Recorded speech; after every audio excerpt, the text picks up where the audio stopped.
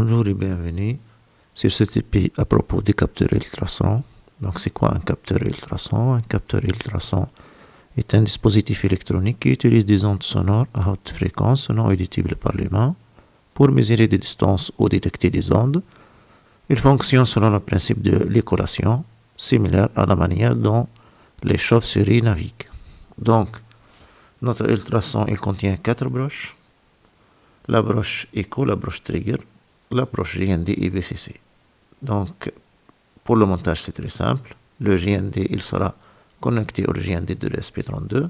Pour le VCC, il sera connecté à la broche 3,3 volts de l'ESP32. Il nous reste l'écho et trigger. Vous allez choisir deux broches de l'ESP32 GPIO. Pour moi, je vais choisir le 22 et le 23. Le 22 pour l'écho et le 23 pour le trigger. Donc, le trigger, c'est celui qui va envoyer les ondes. Et l'écho, c'est celui qui va recevoir l'onde. Et selon donc ces broches-là, je vais les programmer après donc en utilisant MicroPython. Comme indiqué, donc je vais brancher les 4 broches de notre capteur ultrason à notre ESP32. Ça c'est sur le VCC. L'alimentation sera donc alimentée à 3,3 volts.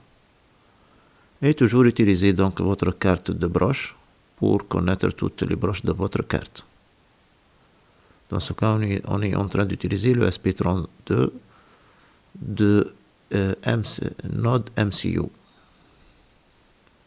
Donc comme ça, j'ai branché toutes donc, les broches au port 22-23 et j'ai utilisé GND et 3,3 de l'SP32. Je vais brancher le micro USB dans notre USB et aussi je vais brancher l'USB dans mon ordinateur pour écrire et téléverser notre programme.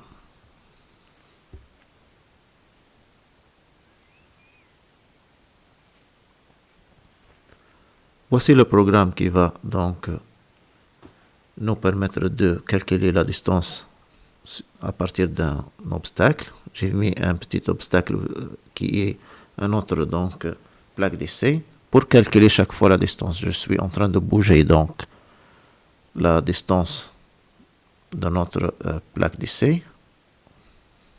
Et comme vous voyez donc, le capteur est en train de calculer la distance. Chaque fois que la distance est inférieure à 10, donc on a la lampe donc bleue va s'allumer. Donc j'ai utilisé une plaque d'essai pour tester donc notre travail. Tester avec n'importe quel obstacle et bougez-le pour que notre capteur puisse calculer la distance avec cet obstacle-là. Le résultat est en centimètres aussi en inch.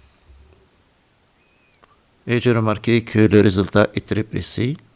Donc c'est un capteur puissant si on sait bien le programmer.